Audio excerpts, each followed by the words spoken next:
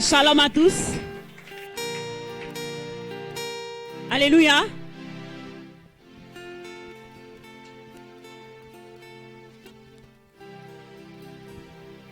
Alors, ce matin, nous voulons continuer avec la pensée que nous avions commencée depuis le début de ce mois. Amen. Et je crois que les pasteurs ont plusieurs fois abordé, que ce soit dans les audios, que ce soit dans les enseignements et même dans les cultes que nous avons eus. Le Seigneur vraiment nous a beaucoup enrichis. Alléluia. Et nous voulons juste rappeler encore ce matin par rapport à tout ce qui a été dit tout au long de ce mois, vraiment. Et nous étions dans la dernière partie de l'utilisation des âmes spirituelles. Et je crois que autant que nous sommes déjà, du moins pour certains qui ont bien suivi les enseignements, chacun a compris déjà exactement, du moins connaît les 6 armes que le Seigneur veut que nous puissions revêtir. Amen. Alors, donc, pour faire peut-être un petit exercice, nous avons parlé, la première arme c'était quoi? Déjà on disait la ceinture symbolisait quoi? La vérité. Amen. Et après, même si on ne donne pas dans l'autre, si la ceinture symbolise la vérité, alors le zèle, ou encore, bref, le zèle symbolisait quelle arme? L'évangile, donc le zèle qui est dans l'évangile, d'accord? Alors ici, donc on disait que c'était comme les chaussures, amen. Donc les chaussures, donc nous avons comparé l'armée romaine, l'armée romaine était vêtue, et il était question de comparer aux armes spirituelles. Et ce n'est pas nous qui l'avons fait, c'est la Bible qui a fait cela. Amen. Et c'est Paul, l'apôtre Paul. Souvenez-vous que l'apôtre Paul a écrit cet enseignement. Il était en prison. Donc vraiment, c'était, moi quand j'ai encore relu, et j'ai écouté un peu l'histoire, dans quel contexte il a écrit cette lettre. Vraiment, je me suis posé la question, mais comment il a pu écrire cette lettre alors qu'il se trouve en prison? En prison où chacun est en train d'être angoissé, d'être attristé. Mais c'est là, en ce moment-là, qu'il écrit à l'église pour que l'église soit fortifiée à travers ces armes-là. Amen. Donc vraiment, c'est quelque chose de fort. Alors, ce matin, nous voulons continuer toujours. Donc là, c'est toujours l'utilisation des armes spirituelles. Donc je suis toujours dans Éphésiens, le chapitre 6, le verset 10.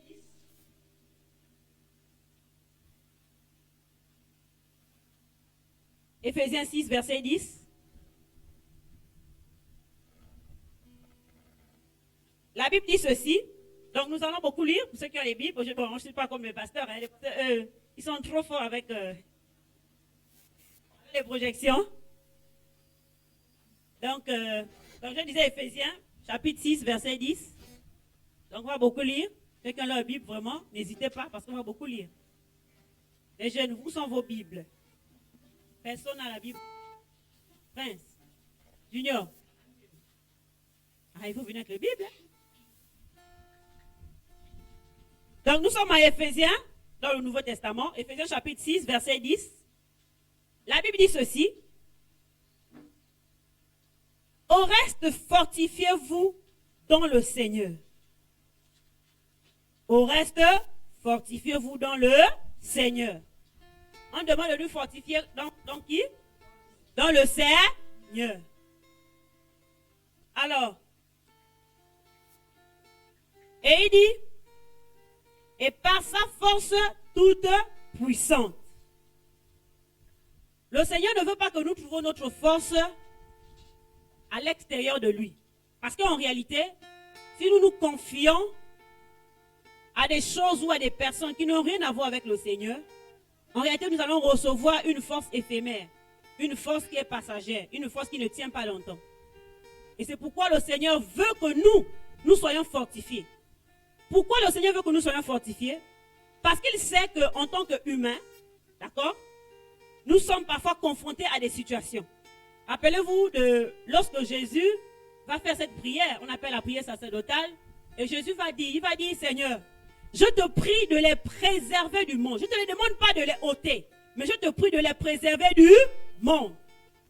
En fait, c'est une prière que Jésus a faite. Et Dieu veut que nous, en tant que chrétiens, nous puissions nous fortifier en lui. Parce que, comme je disais tout à l'heure, nous sommes confrontés à des situations. Nous sommes confrontés à des problèmes. Nous sommes confrontés à des maladies, à des oppressions, à des attaques de l'ennemi. En tout cas, à des problèmes de tout genre. Mais le Seigneur ne veut pas que nous trouvons notre force ailleurs, rien qu'en lui. Amen. Il dit, fortifiez-vous dans le Seigneur. Sois fortifié. Et il dit une chose, il dit, et par sa force toute puissante. Et par sa force toute puissante. Alors, la force toute puissante de Dieu se trouve dans ce qu'il nous donne. Qu'est-ce qu'il nous donne? Ce sont les armes spirituelles. Amen. Verset 11, il dit, revêtez-vous de toutes les armes de Dieu afin de pouvoir tenir ferme contre les ruses du diable. Alors, ici c'est comme quelque chose qu'on nous ordonne. L'apôtre Paul nous ordonne et on prend ça comme c'est le Seigneur qui nous ordonnait. Il dit revêtez-vous. Ce n'est pas un choix que nous devons faire, mais c'est une obligation pour nous de nous revêtir les armes spirituelles. Nous devons le faire. Parce que si nous ne le faisons pas, en réalité, nous sommes exposés. Donc c'est à nous et la responsabilité c'est à nous. Ce n'est pas quelqu'un, ce n'est pas le pasteur, ce n'est pas un frère, ce n'est pas une sœur qui va porter ces armes à ta place. Les armes que nous avons, il dit, revêtez-vous de toutes les armes de Dieu. Ce n'est pas les armes des hommes. Ce n'est pas les armes que quelqu'un a fabriquées pour dire que non, toi prends. C'est Dieu qui nous fait don de ces armes. Alléluia. Dieu te donne les armes. Ça l'appartient. Mais il te fait don. Et ce don-là, il faut que tu prennes. Il vient, il dépose. C'est comme si je prends ça et je dis, bon, ça c'est à toi. Tant que tu ne prends pas, tu ne pourras pas t'en servir. Et c'est ce que Dieu fait. Il nous a donné des armes spirituelles. Donc c'est ta responsabilité, c'est ma responsabilité de dire, ah, je suis confronté parfois à des problèmes. Pour que je me fortifie, pour que je puisse avoir la puissance de Dieu dans ma vie, je dois faire quoi? Je dois prendre ça. Je dois me revêtir.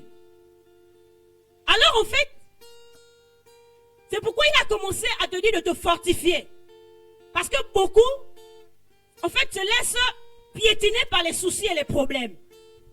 Beaucoup se laissent écraser par les circonstances de la vie. Beaucoup pleurent, beaucoup pleurnichent. Mais Dieu te dit, non en fait, que dans les pleurs et dans le fait de te plaindre, ou bien dans le fait de crier, ça n'amènera pas la solution. Il te dit, relève-toi, sèche tes larmes, prends ce que je te donne pour avoir la victoire sur la situation que tu traverses. Alléluia. Il dit, prends ça. Parce que si tu choisis l'option de pleurer, de pleurnicher, mais en réalité tu vas rester là, rien ne va changer. Et regarde un peu dans la vie de tous les jours. À chaque fois que tu t'es plaint, que tu as pleurniché, il n'y a pas souvent une solution. Mais Dieu te donne une solution. Et c'est une grâce que Dieu nous donne en tant qu'Église. Parce que il n'y a que l'Église qui a reçu les armes pour combattre contre les œuvres du diable. Amen.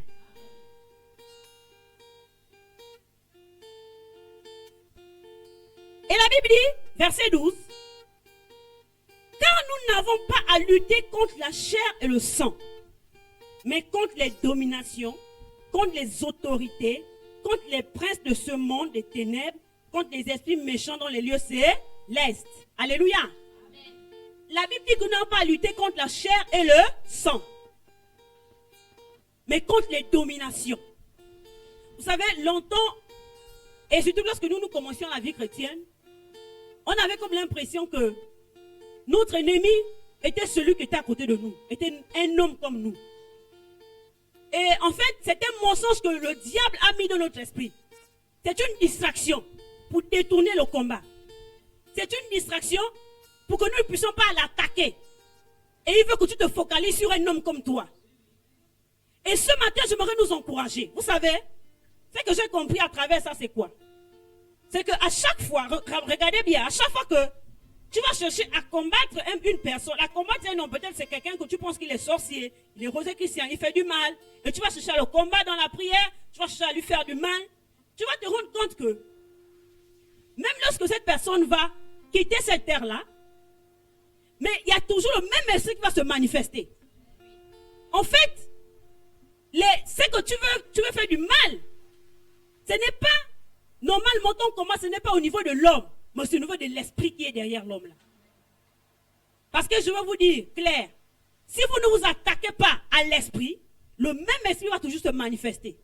Vous allez vous rendre compte que parfois, il y a des personnes que,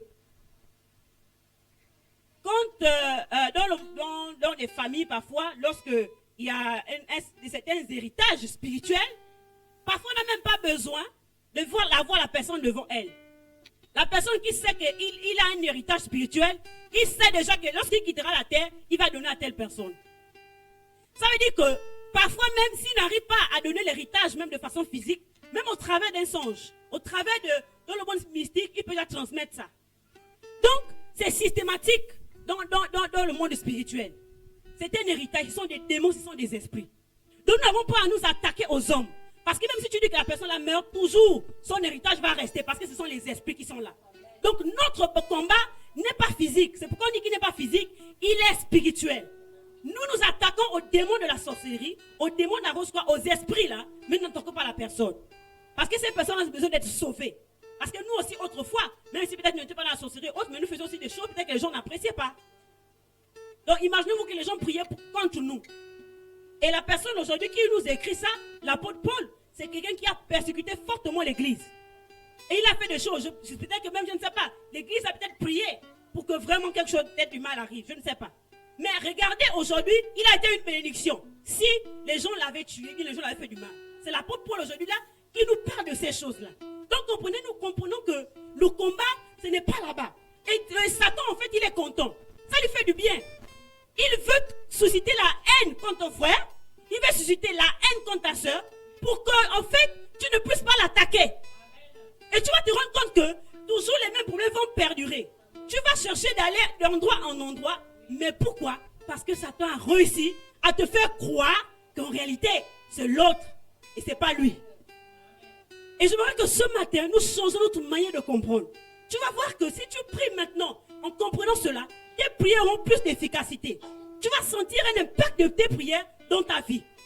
Amen. Maintenant, lorsque nous prions pour ces personnes, c'est prier pour que ces personnes se convertissent. Si ces personnes sont utilisées par les démons, c'est prier pour que ces personnes se convertissent.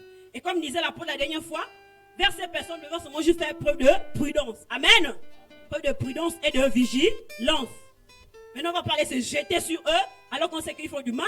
On va juste être prudent. Mais on ne doit pas les haïr. Amen. Et c'est ça que le Seigneur veut.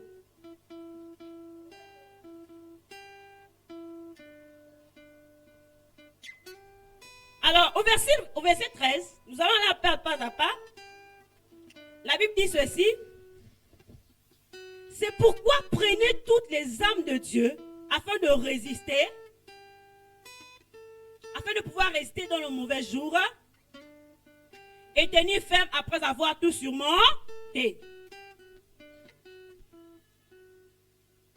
Alors, le Seigneur dit que pourquoi nous devons revêtir ces armes-là? C'est pour résister dans le mauvais jour. Parce que je ne sais pas, peut-être qu'en ce moment tu es dans les bons jours. Peut-être qu'en ce moment tu passes des jours particuliers. Mais il arrive toujours dans la vie d'un homme, qui qu'il soit, même si il a tout ce qu'il a, mais il arrive parfois le mauvais jour dans sa vie. Le mauvais jour peut être la maladie, le mauvais jour peut être des difficultés de tous genre, les problèmes financiers, des attaques, des oppressions. Ça peut être le mauvais jour. Mais la Bible ne nous encourage pas à revêtir ça le jour où le problème arrive. Non. La Bible te dit maintenant de le revêtir. Pour que lorsque le mauvais jour arrivera, tu as déjà ces armes-là et tu peux faire face. Amen. Amen. Donc, ici, c'est de savoir et de prendre conscience que, dès que tu es devenu chrétien, sache-le. Dès que tu es devenu chrétien, tu es rentré dans un combat, dans une bataille avec Satan. Parce que Satan n'est pas d'accord que tu l'aies laissé comme ça. Parce que ceux qui sont au monde parfois ne sont pas attaqués. Pourquoi? Mais parce qu'ils appartiennent déjà au monde de Satan. Ils appartiennent déjà au monde des ténèbres. Donc Satan ne peut plus les combattre vraiment comme nous. Ce qu'il a fait, c'est juste les maintenir. C'est pourquoi parfois, quand certaines de ces personnes arrivent, écoutent l'évangile, il les empêche de saisir l'évangile.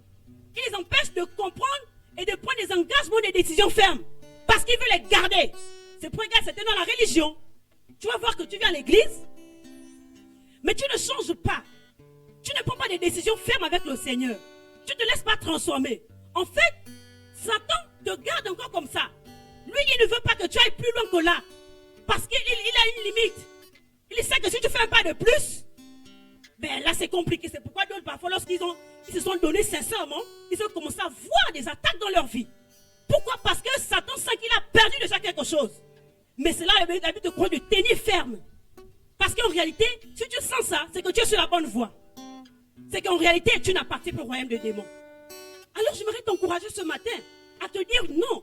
S'il y a encore un aspect dans ta vie que tu sens que tu t'es pas encore donné totalement à Dieu, alors prends cet engagement. Dis-toi, Seigneur, je veux me donner à toi, sincèrement.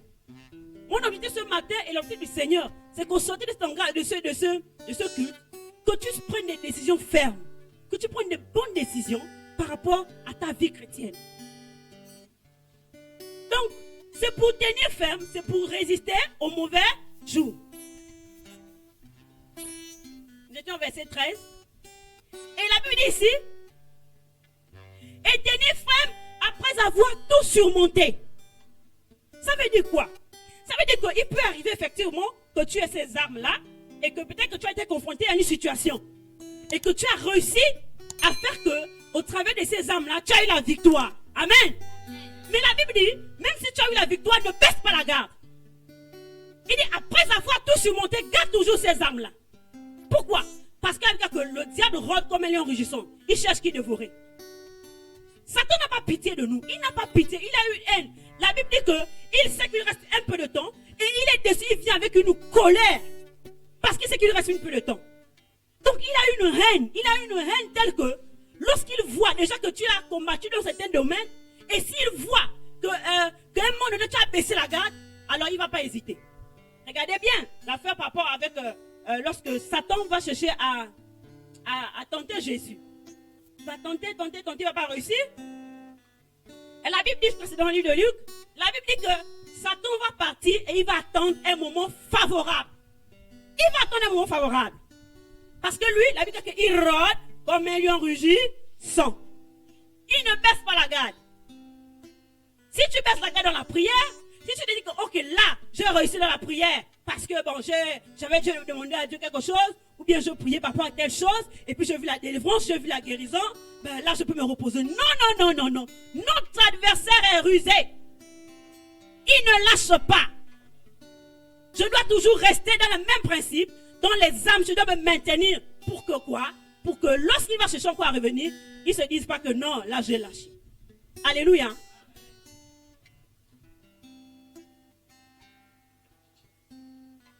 Donc ces armes-là doivent être permanentes en nous. Vraiment retiens cela. Que les armes spirituelles dont nous avons cité tout à l'heure doivent être de façon permanente, quotidienne, tous les jours. Où que je sois, où que je me trouve, ces armes-là doivent être en moi. Je dois veiller. C'est ma responsabilité. Parce que Dieu m'a déjà fait don de ça. Alors c'est à moi toujours de vérifier si ces armes sont en moi. Amen.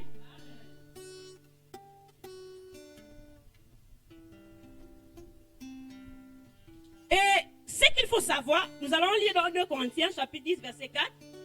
C'est les textes qu'on a déjà lus la dernière fois avec le pasteur Gesnel. Les textes qui sont déjà lus. Comme je disais, juste revoir. La Bible dit ceci, dans 2 Corinthiens, chapitre 10, verset 4.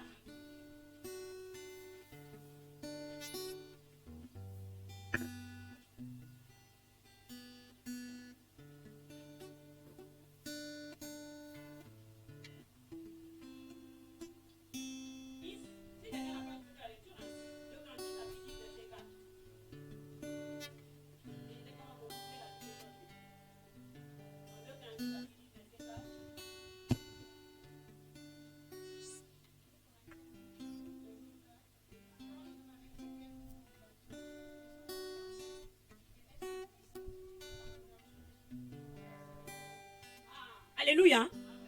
La Bible dit que les âmes que Dieu t'a données, les âmes que Dieu te donne, ces âmes-là, ce n'est pas les âmes de la chair. Vous voyez, lorsque vous regardez un peu l'histoire du peuple d'Israël, vous allez rendre compte que, en fait, c'est un peu le contraire de ce que nous faisons aujourd'hui. Le peuple d'Israël combattait de façon physique. Et avec le Seigneur, parfois, il arrivait qu'il remportait. Nous allons voir ça tout à l'heure, un peu plus tard, dans l'application. Parfois, il remportait des combats. Et parfois, il ne remportait pas. C'était physique. Parfois, Dieu, vous voyez un peu avec Josué, avec David. Vous allez voir qu'ils avaient des combats qu'ils livraient, mais vraiment de façon physique. Parce qu'il y avait une armée et tout et tout. Et c'était physique.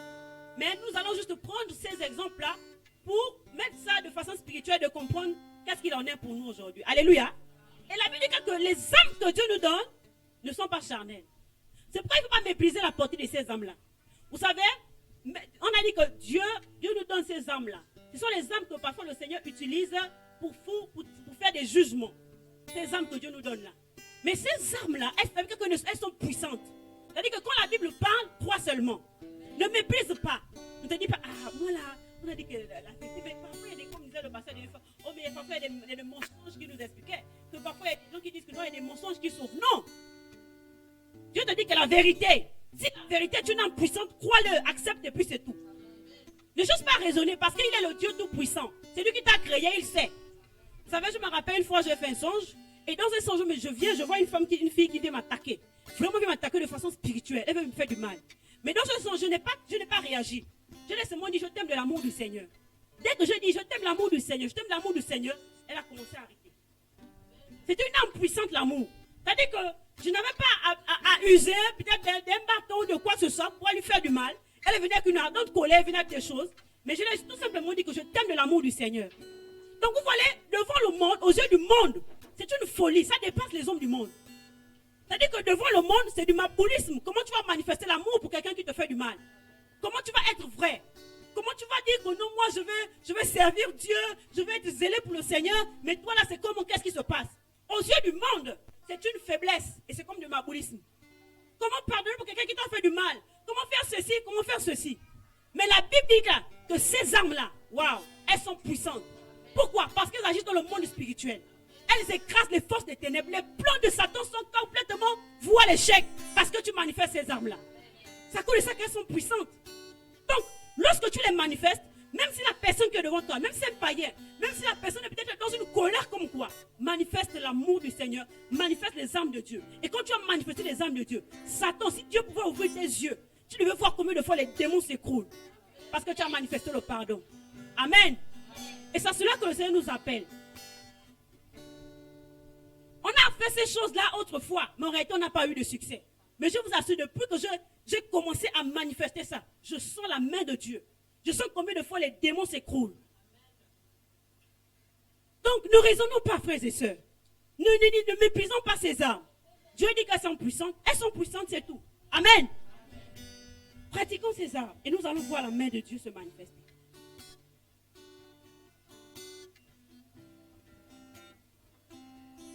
Alors, bon, c'est vrai que nous avons eu le verset 13. Nous allons revenir toujours dans Éphésiens parce que c'est notre texte de base.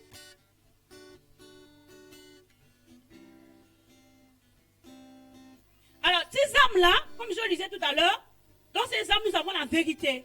Nous allons aller, parce que la dernière fois, les pasteurs ont déjà expliqué. Donc, il y a la vérité.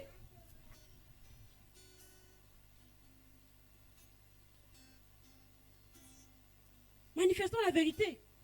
Vous savez, c'est telle chose, on a besoin de prendre des décisions. Tant que tu ne prendras pas de décisions, mon frère, ma soeur, il n'y a rien qui va changer.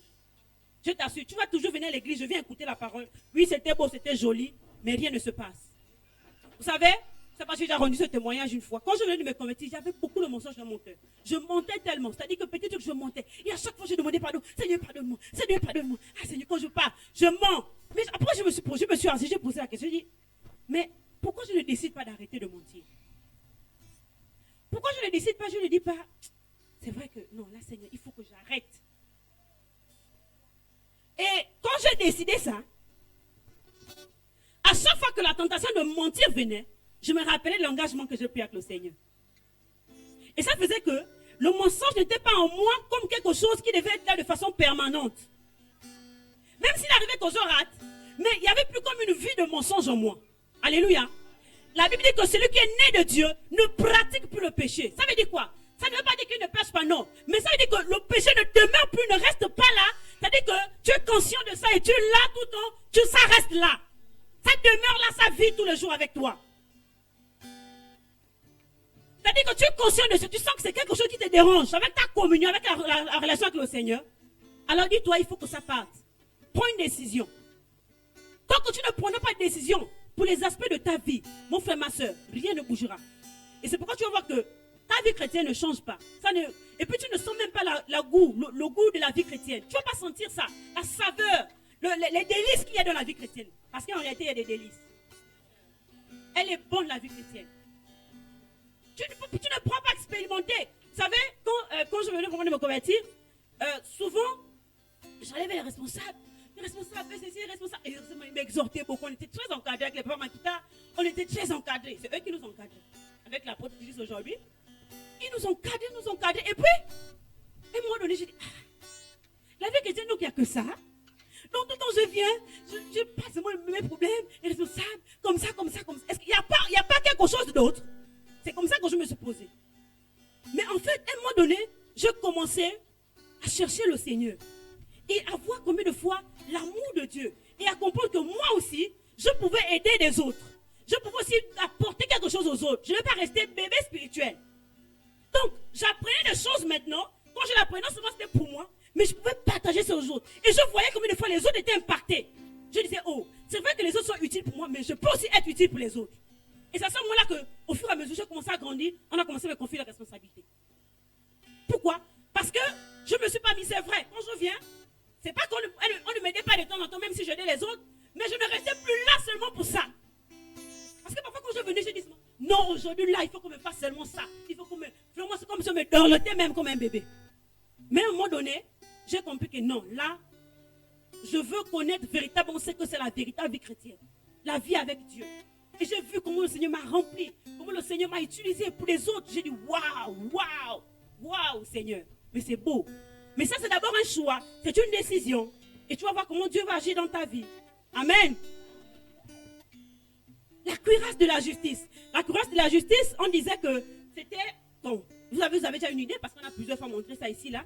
Ça couvrait toute la poitrine, le thorax de la personne, jusqu'ici. Et en réalité, l'élément principal que la cuirasse protège, c'est le cœur. Et le cœur, ici, la Bible dit que garde ton cœur plus que toute chose, car de lui viennent les sources de la vie.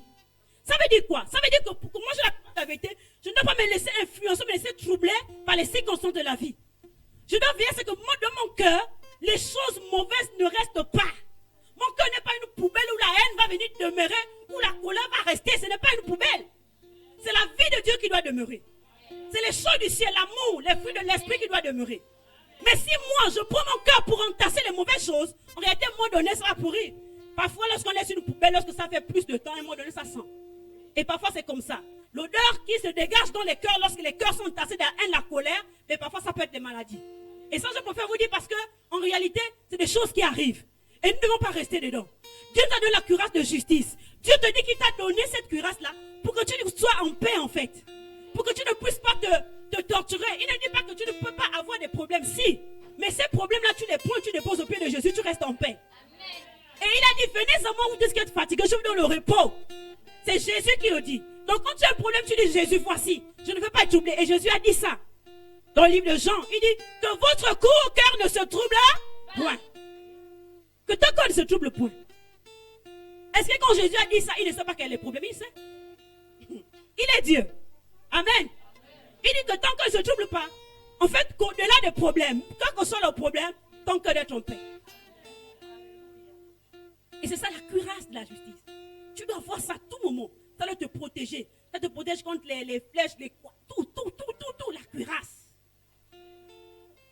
Et ici, nous avons le bouclier de la foi. Et quand on a vu la dernière fois, le bouclier dans l'armée romaine, ce qu'ils avaient, ça protégeait presque toutes les parties du corps.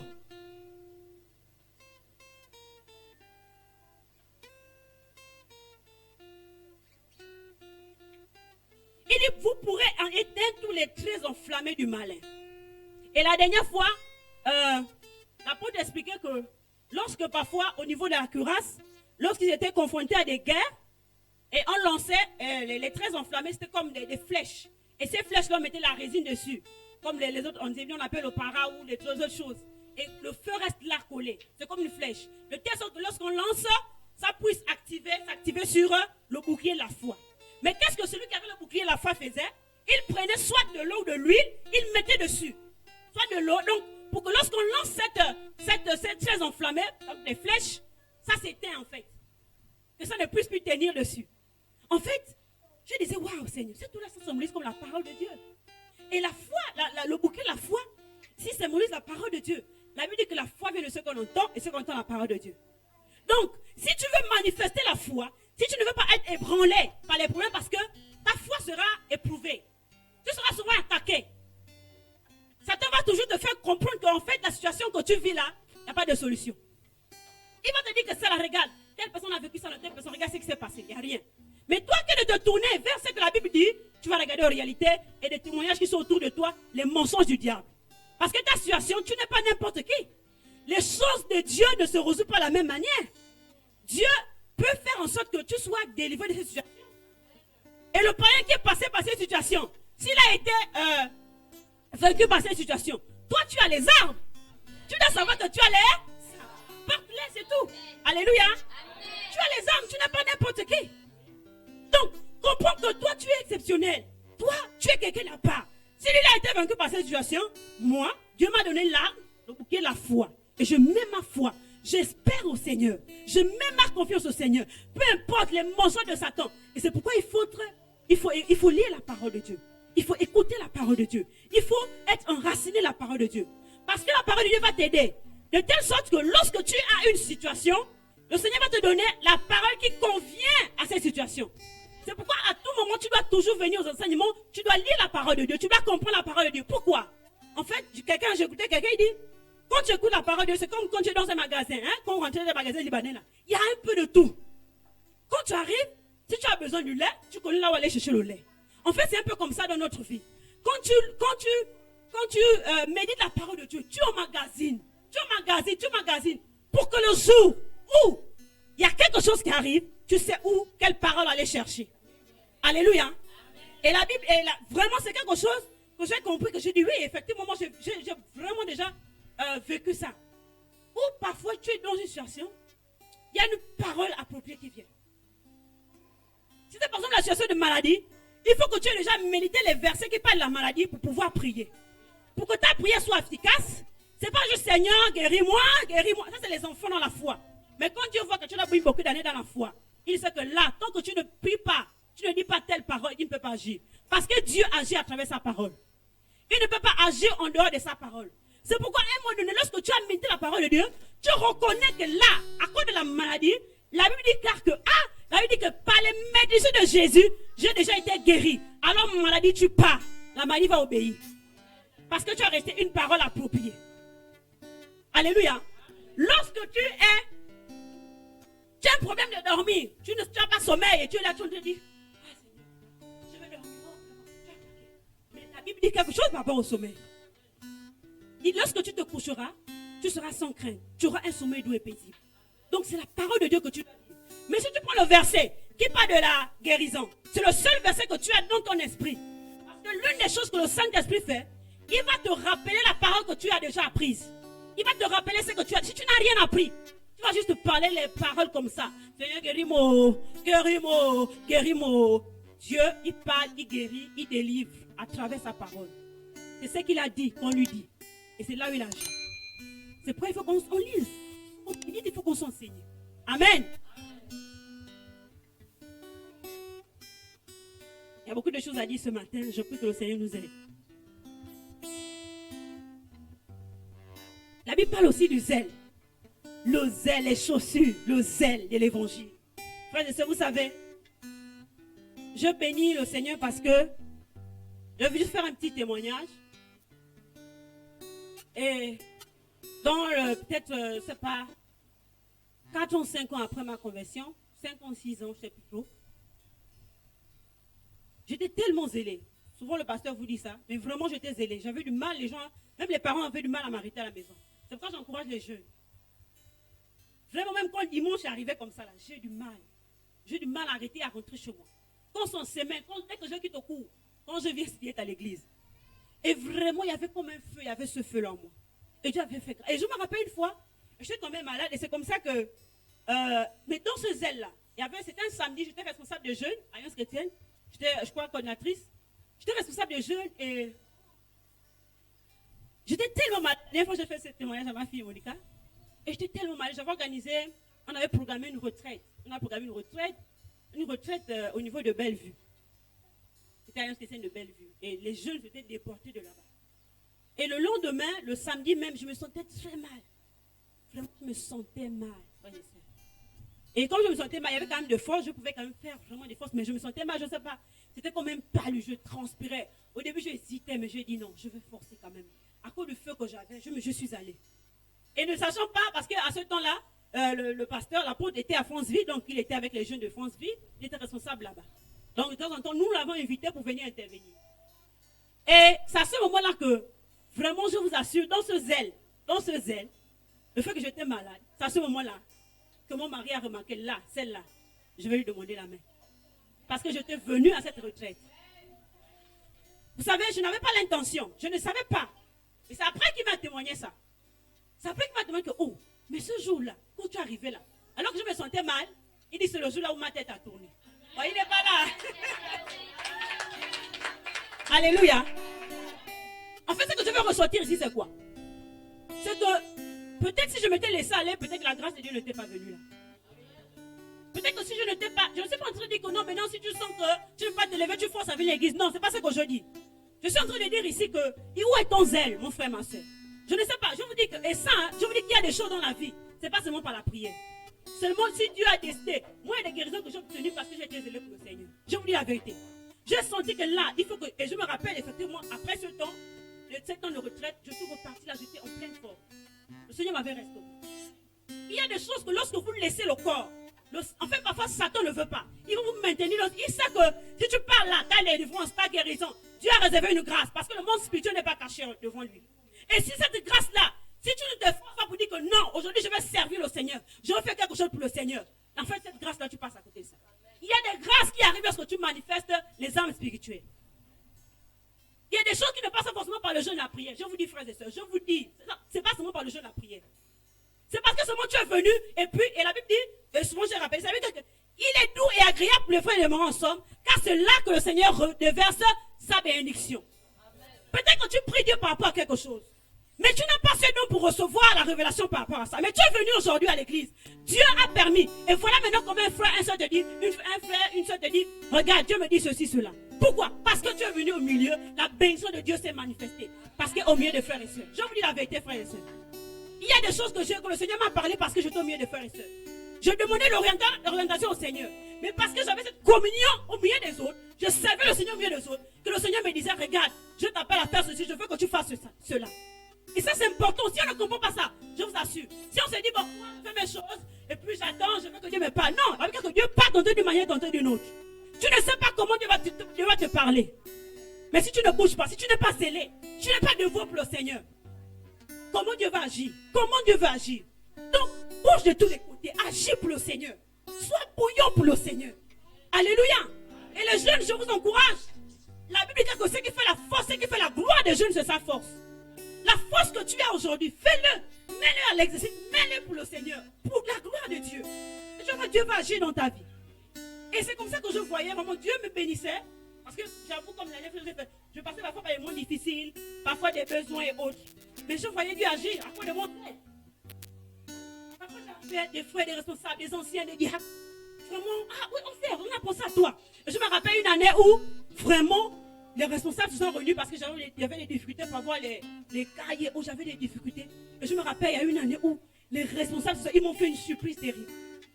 Ils sont arrivés à la maison. Non, on viendra à la maison. Ils sont arrivés, mon Dieu. Toutes les fournitures, ils m'ont amené ça. Ma mère était surprise. Waouh! Tout ce que j'avais. Pourquoi? Parce qu'ils avaient vu que ça. Et Dieu les avait touchés.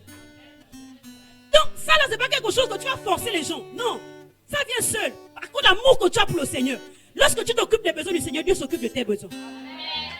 Donc, ma prière ce matin, c'est de te réveiller, de te bouillonner, de telle sorte que tu sers le Seigneur. Quand tu comprends que le service du Seigneur, ça va au-delà. Et non seulement ici, mais il y a des récompenses dans le ciel.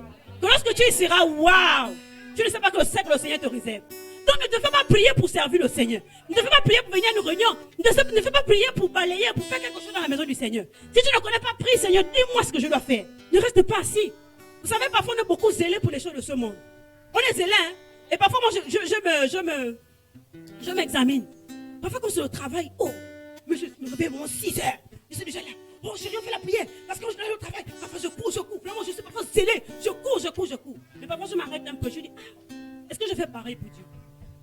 Parce qu'il faut qu'on soit honnête. C'est ça aussi être juste. Il faut qu'on soit honnête devant le Seigneur. Est-ce que la même année, je suis dévoué pour l'école, pour la famille, je suis dévoué aussi pour le Seigneur? Sinon, on fait quelque chose qui ne va pas. Et il ne faut pas qu'on pleure si il y a des choses qu'on ne voit pas dans nos vies. Vous savez, il y a des choses, tant que tu ne te lèveras pas, tant que tu ne le feras pas, le Seigneur n'agira pas. Il y a des choses que Dieu, il faut que tu te lèves. Amen. Donc vraiment, je vous encourage sur le zèle. Le zèle, c'est une arme assez puissante, tu peux pas savoir. Elle est puissante même pour annoncer l'évangile. Parfois pour les dons, beaucoup de dons des gens qui ont vu les dons de Dieu se manifester dans leur vie, c'est parce qu'ils se sont mis en évangélisation. Et c'est pourquoi Jésus, lorsqu'il a dit aux disciples, il dit, attendez, lorsque le Saint-Esprit descendra, vous allez être mes témoins.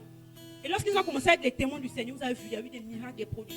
La plupart des miracles, lorsque vous regardez dans le Nouveau Testament, les disciples, c'est lorsqu'ils étaient à l'extérieur. Lorsqu'ils commençaient à porter l'évangile, lorsqu'ils disaient des choses, c'est là où Dieu m'a dit. Mais tant que tu dis, je monte dans le guérison, tu es là, tu viens, tu t'assois, tu repars à la maison, tu reviens, mais il n'y a rien. Parle aux gens, communique, parle de Jésus. Quelqu'un, un frère est là, il a besoin, prie pour le frère, prie pour la soeur. Tu vas voir la main de Dieu se manifester. Amen. Alors, maintenant, il y a aussi le casque, le monde parfois au casque. Mais ce qu'il faut savoir, c'est que, en ce qui concerne le casque du salut, c'est l'espérance que nous avons sur notre Seigneur Jésus. Ne veux pas oublier parce que Satan parfois te fait mentir ça. Tu vois, quand tu n'as pas cette espérance, tu vas penser que tu as assez de temps, tu peux encore faire beaucoup de choses. C'est pourquoi parfois d'autres, ils ont mis du temps, ils ne partent d'abord dans le monde, ils disent, bon, je pars d'abord. Je vais d'abord aller continuer un peu. En fait, il a oublié l'espérance.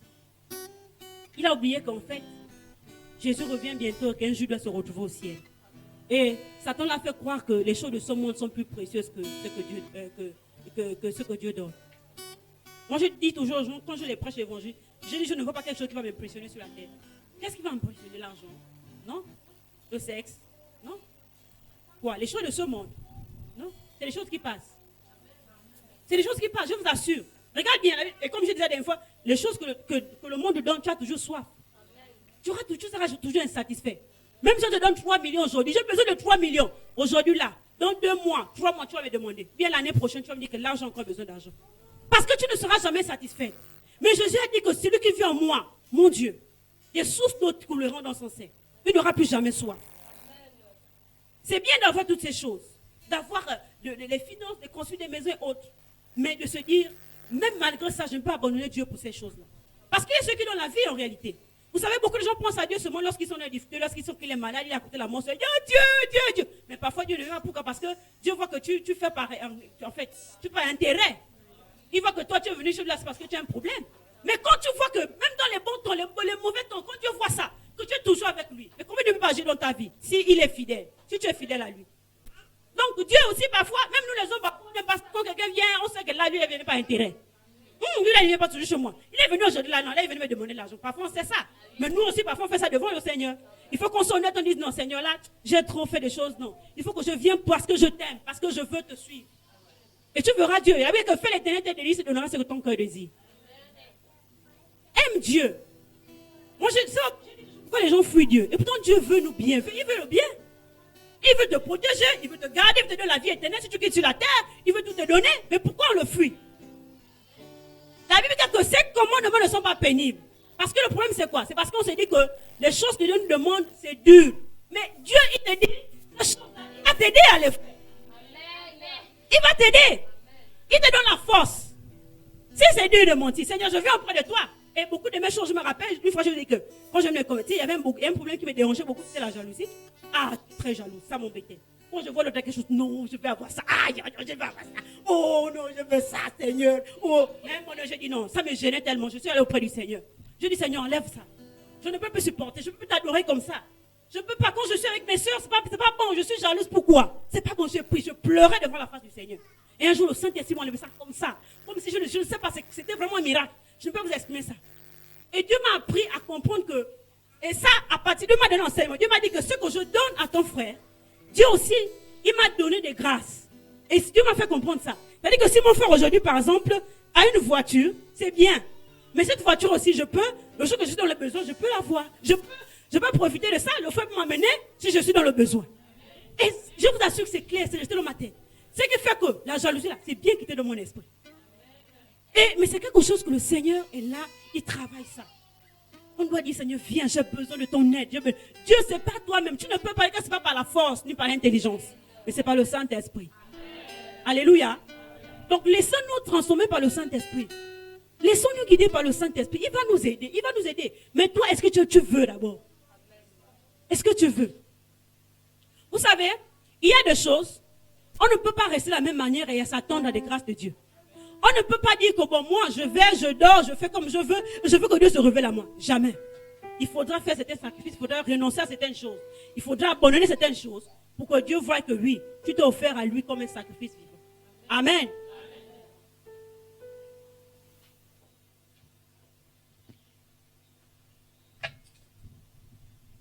Alors, nous allons rapidement voir une histoire, vraiment rapide. C'est quelque chose que je tenais vraiment à en parler. Nous n'allons plus prendre du temps. Jésus va dire, il va dire d'abord dans le livre de Jean, chapitre 14, verset 30, et ça c'est quelque chose qui m'a souvent marqué. Vous savez, on peut faire des veillées, on peut faire beaucoup de prières. Mais s'il n'y a pas certaines choses qui sont en place dans nos vies, on aura du mal. Jean chapitre 14, et c'est Jésus qui parle, c'est un des versets que les pasteurs ont cité la dernière fois. Et c'est Jésus qui dit, je ne parlerai plus guère avec vous, car le prince de ce monde vient, il n'a rien en moi. Il dit, le prince de ce monde vient, il n'a rien en moi. Ça veut dire quoi? Il dit, il n'y a pas les choses de Satan en moi, qui se trouvent en moi. Il n'y a rien. La question que je pose ce matin, c'est, quelles sont les choses qui appartiennent au diable qui sont en toi? Quelles sont les choses qui appartiennent à Satan? Tu sais que ça là, quelque chose de Satan, mais c'est en moi encore. Et tant que ces choses sont là, tu auras toujours ces faiblesses, tu auras toujours ces... Vous savez, il y a des choses... Écoutez-moi s'il vous plaît. Regardez un peu. C'est vraiment un secret, je vous dis, frères et sœurs. En tant que chrétien, il est important parfois de se dire. Parfois, on connaît la chose qu'on doit régler pour que notre vie soit bonne avec le Seigneur. On sait ça. On sait. Parfois, le Saint-Esprit te dit, tu sais, c'est-à-dire que quand tu rentres en toi-même, tu sais qu'en ce moment-là, il y a des choses en moi. Si je les enlève, ma vie sera en ordre avec le Seigneur. Parfois, tu n'as pas besoin de beaucoup de prédications. Frères et sœurs, je vous dis la vérité. La Bible dit que le Saint-Esprit nous enseignera sur toutes choses. Si le Saint-Esprit en toi, tu sais les choses que tu dois enlever pour que ta communion avec le Seigneur soit vraiment assez particulière. Je te dis la vérité, frère et sœur, tu connais. Regarde, je te fais un témoignage. Parce que je venais de me marier. Oh, il n'est pas là. C'est un secret. Alléluia. Quand je venais de me marier, et j'étais le genre de femme qui, excusez les jeux, en termes d'intimité, je trouvais toutes les raisons. Je trouvais toutes les raisons. Comme je dis, oh, j'ai telle chose à faire. Je suis fatiguée. Des prétextes. Parfois, je savais que c'était faux. Mais je prenais des prétextes. Alors, je vous dis ce qui s'est passé. Lorsque je me couchais souvent, lorsque je dormais, et souvent, j'avais des attaques des maris de nuit. Tout le temps, j'avais des attaques. Vraiment, c'était infernal. Et pourtant, quand je me lève, j'ai des attaques, je prie, au nom de Jésus, je prie. Quand je dors, les attaques. Mon problème, ce n'était pas un problème de prière, c'était un problème d'obéissance. C'était un problème d'obéissance, tout simplement. Je n'obéissais pas à la parole de Dieu. Donc, qu'est-ce qui s'est passé? Alors, pour que ces maris de nuit ne viennent pas dans ma vie, j'ai pris la décision, j'ai dit, Seigneur, j'ai dit ça. J'ai appelé mon mari, je l'ai fait asseoir. J'ai dit, moi, je reconnais frère en Christ. Et souvent là, j'avais des raisons qui n'ont rien à voir. Je mentais en fait.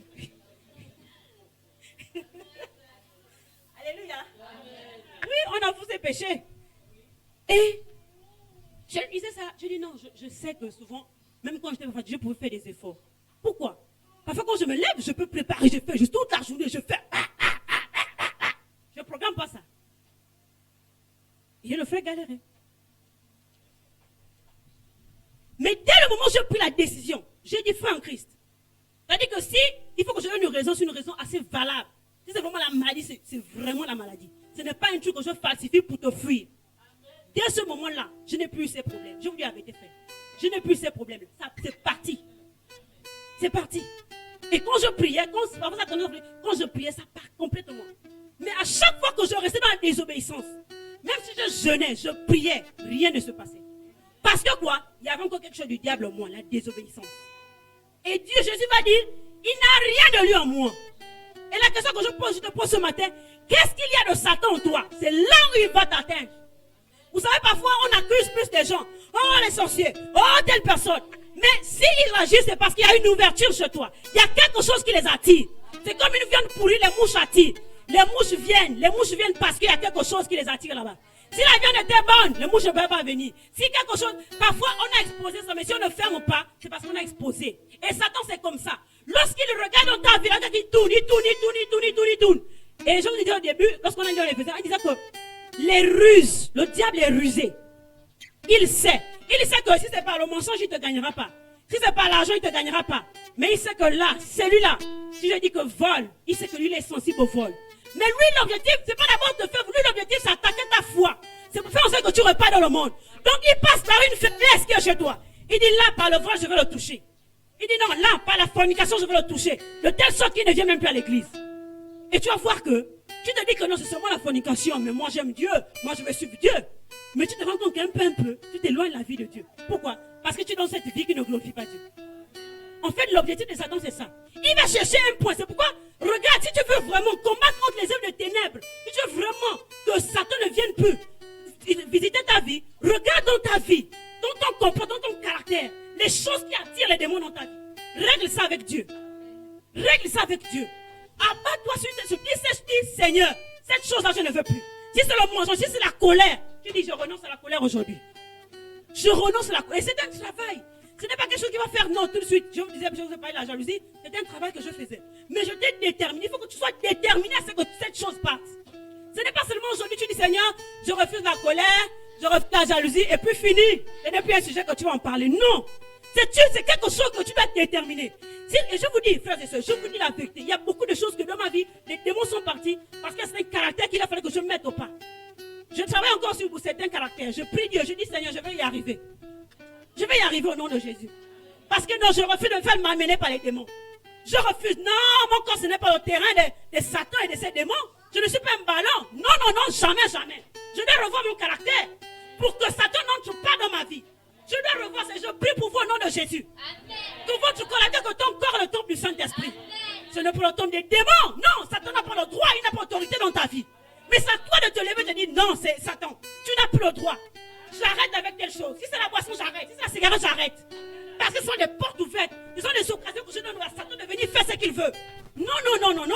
J'ai des prix à remporter avec le Seigneur. J'ai des choses à faire avec le Seigneur.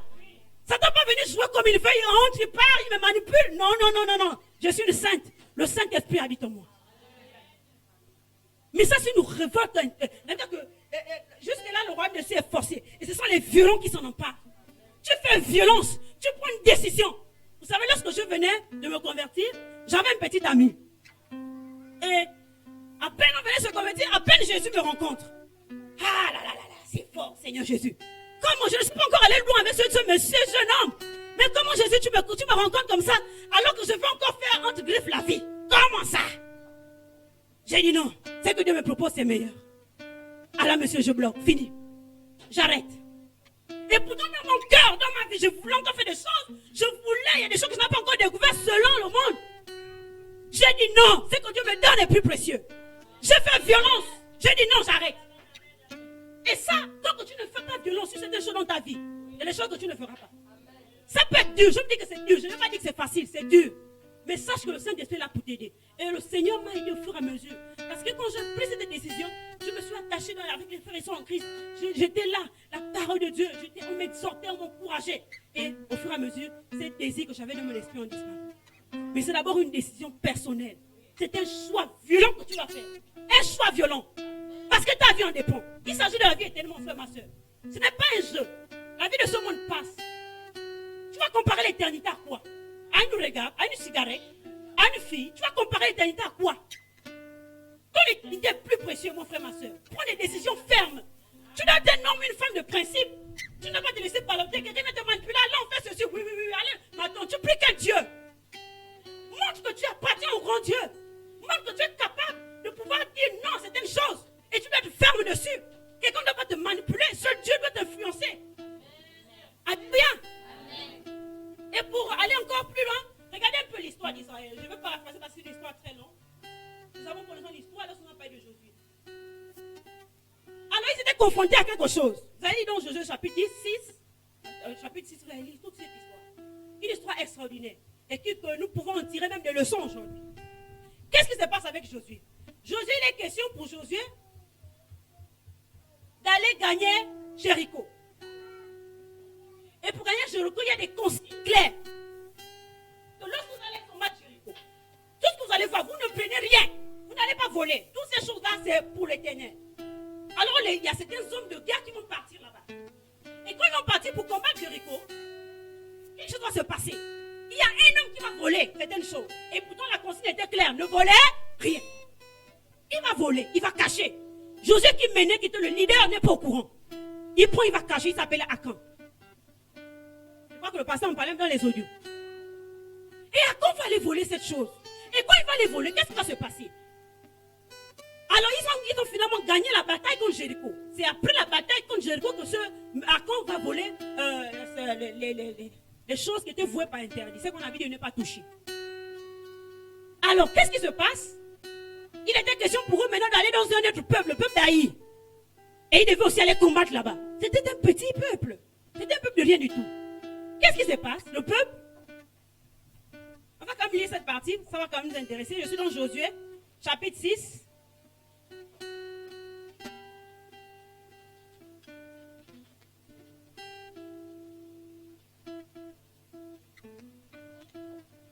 Josué chapitre 6, verset 13, verset 18.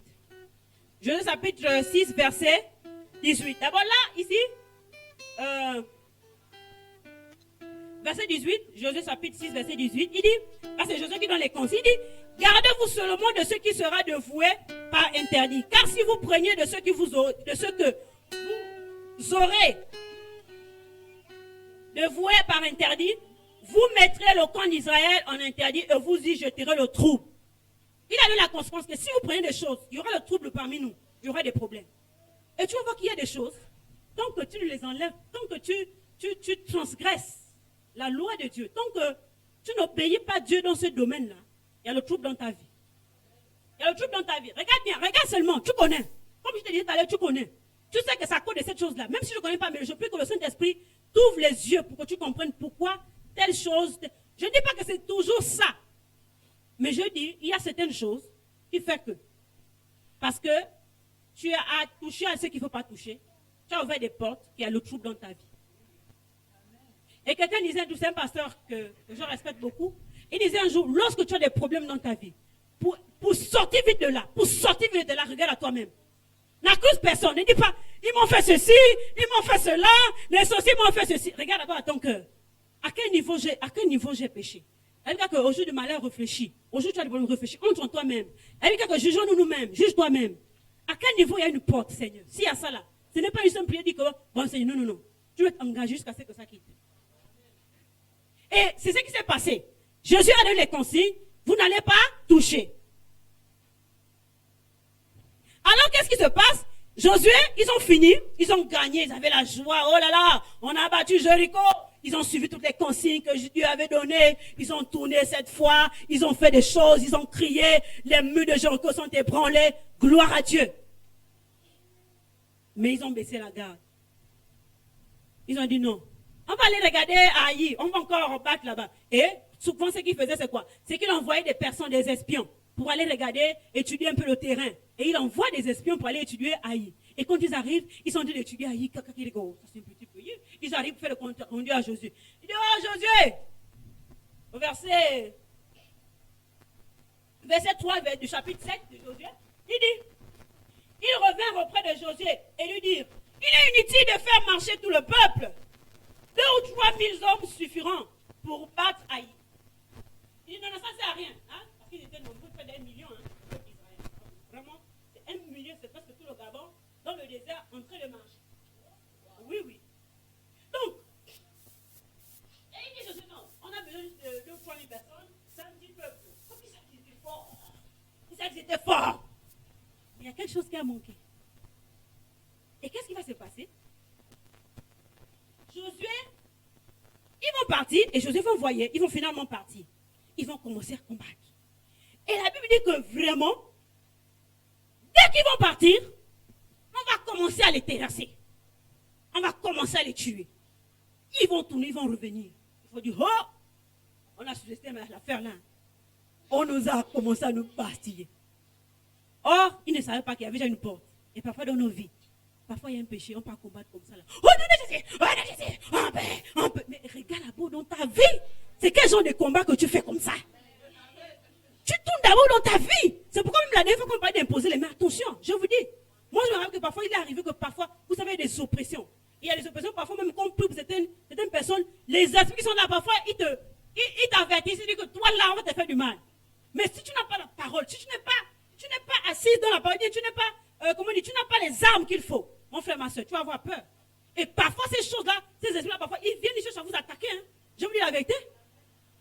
C'est pas c'est pas dans la défense qu'il veut. Je vous dis la vérité. Il faut, avoir les reins solides. Et il faut d'abord s'examiner. Si tu as une porte là, les démons là viennent, ils viennent sur toi. Tu te retrouves haut. Les démons qui étaient chez nous, les personnes à prier, c'est sur moi. Oui, parce que tu n'as pas surveillé. Donc, les esprits là, c'est comme ça que parfois, donc, ils sont partis et on les a tabassés. Et pourquoi on les a tabassés? Quand ils reviennent faire le compte rendu à Josué, Josué dit, wow, la Bible, il a déchiré ses habits. Il dit, Seigneur, qu'est-ce qui s'est passé? Qu'est-ce qui n'a pas marché? Quand il y a un problème, viens, demande à Dieu qu'est-ce qui ne va pas. Est-ce que c'est nous? Et Josué va faire cette prière. Seigneur, pourquoi nous a battus? Nous sommes un peu vraiment, à cause de ton nom, vraiment agis. Et Dieu va se révéler à Josué. Il va dire, il y a un problème. En fait, je n'étais plus avec vous.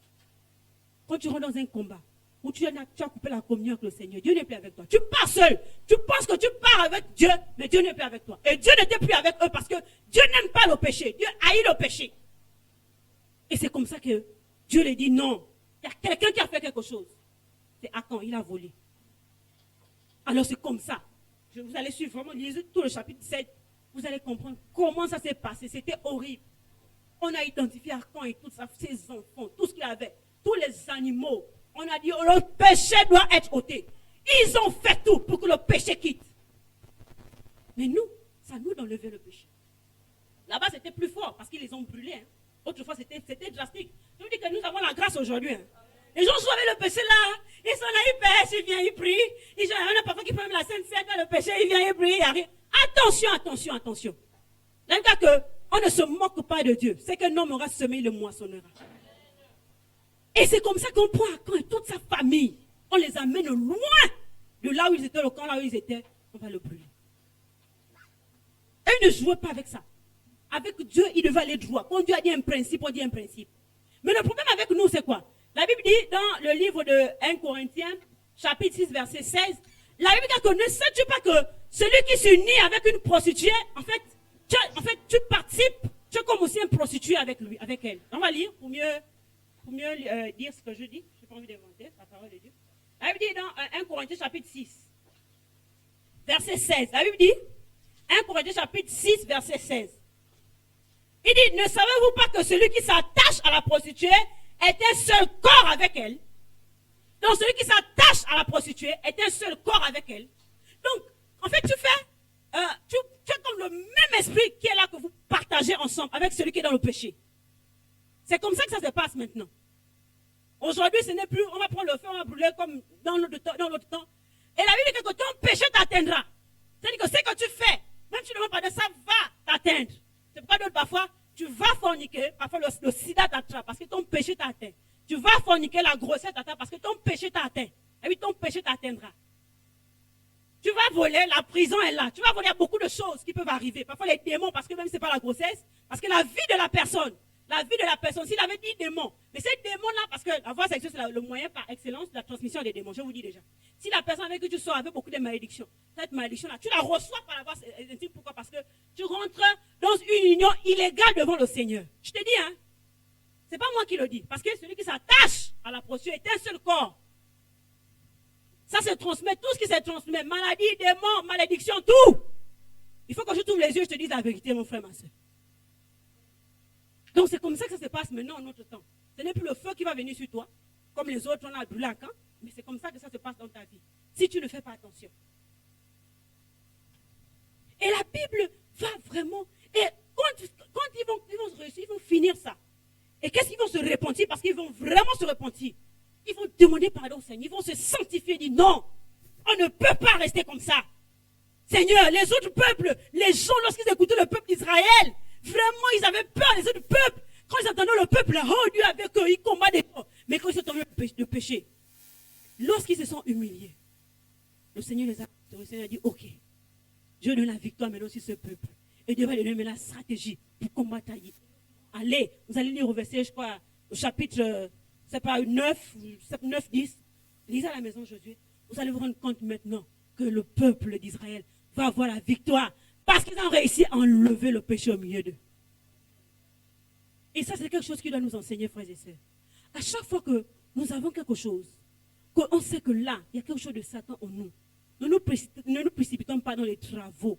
Vous savez, aujourd'hui, là, beaucoup d'endroits nous font croire que c'est en faisant des permanences, en faisant des gardes, je ne sais pas comment, que là, il y aura la délivrance.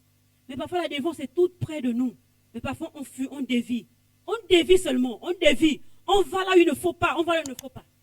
Mais Dieu veut que nous insistons dans ce qu'il nous a donné. Les âmes spirituelles. Les âmes que Dieu nous donne, ce n'est pas les âmes du monde. Ce n'est pas le sel. Ce n'est pas le baume Saint-Bernard. Non, non, non. C'est ta communion avec le Seigneur. C'est une vie de consécration. C'est marcher dans la vérité. C'est croire ce que la parole de Dieu dit. C'est avoir la foi en Jésus-Christ de Nazareth. Et lorsque tu as toutes ces choses, alors c'est à ce moment-là que tu peux te positionner dans la prière. C'est à ce moment-là que lorsque tu pries, tu deviens inébranlable. Quand tu dis, Satan, allez, va-t'en, tes heures sont nulles et sans effet dans ma vie, tu vas voir qu'il y aura le poids. Il y aura le poids. Parce que tu as la vie qui va avec. Tu as la vie qui va avec au nom de Jésus. Parce que quand Satan regarde, regardez lorsqu'il a regardé les filles de Séba. Les filles de Séba sont venues. Lorsque l'apôtre Paul faisait des guérisons, des miracles, ils ont vu comme ça, ils disent, hé, ah nous aussi on va essayer. Au nom de Jésus que l'apôtre Paul prêche. Il regarde comme ça. Il dit, toi tu es qui? Nous on connaît Paul, on connaît Jésus. Toi tu es qui? Ils n'ont pas vu la vie de Dieu en lui. Ils les ont tabassés. La vie qu'ils ont fui nus, déshabillés. Les démons les ont tabassés. Ils ont dit, ah, toi tu es avec nous. On est des frères. Vous voulez me chasser pourquoi? On est ensemble dans le même clan. Vous avez pris quoi? Et c'est comme ça que les démons les ont terrassés. Donc, frères et sœurs, si tu ne veux pas être terrassé par les démons, regarde dans ta vie. Mets de l'ordre, s'il te plaît. Mets de l'ordre. Continue le Saint-Esprit. Ne dis pas, c'est demain, non, je le ferai plus tard. Plus tu remets à demain. Tu ne sais pas ce que demain sera. Tu remets à plus tard. Il y a des choses. Regarde, à chaque fois que tu as vu du jour, je vais faire ça demain. Non, je sais que bon, ma vie là, il y a telle chose, mais je ferai ça la prochaine fois. Mais qui te dit que la prochaine fois, tu connais ce qui va arriver avant la prochaine fois. Parce que n'oublie pas que il n'y a pas seulement sur la terre. Et n'oublie pas que ce combat-là, il n'y a pas que toi qui es dans ce combat. Satan est là. Il ne va pas hésiter toujours à te piller. Tant que tu n'as pas de décision. De toute façon, tu es engagé dans ce combat. Que tu le veuilles ou non, tu es déjà dans le combat depuis que tu as accepté Jésus. Ne te dis pas, moi, je ne veux pas l'avoir refusé. Si tu refuses d'entrer dans ce combat, tu refuses, en fait, de devenir chrétien, de rester chrétien. Tu pars dans le monde et tu es dans le camp de Satan. Tu restes là-bas. Il ne va pas t'embêter, rassure-toi. Mais à sa manière, il va te maintenir pour que tu ne reviens plus dans le Seigneur. Mais tant que tu as accepté Jésus, tu es dans un combat. Alors, l'automne ne peut pas dire que je ne fais pas parce que si tu es assis, tu croises les bras et tu dis ça, je ne fais pas. Il va le faire. Il va le faire, mon frère, ma soeur. Donc, tu es comme obligé d'entrer dans ce combat. Alléluia. Ah donc, le temps est ici que tu te fortifies. Ne te dis pas, bon, moi, vraiment, ma vie là, je ne sais pas. J'ai essayé ceci. Et il a dit à Josué, lorsque Jésus a commencé avec lui, il a dit, fortifie-toi et prends courage. Il dit, je ne te délaisserai pas, je ne t'abandonnerai pas. Dans ce combat, Dieu est avec toi. il combat avec toi, mon frère, ma soeur. Mais ils te disent, mon prends les armes, je suis avec toi. Lorsque Josué a commencé avec Jéricho, ça veut dire que l'armée, comment dire, l'ange, je sais pas, il y a un homme qui est apparu, et il dit, moi je suis l'ange de l'armée de l'Éternel.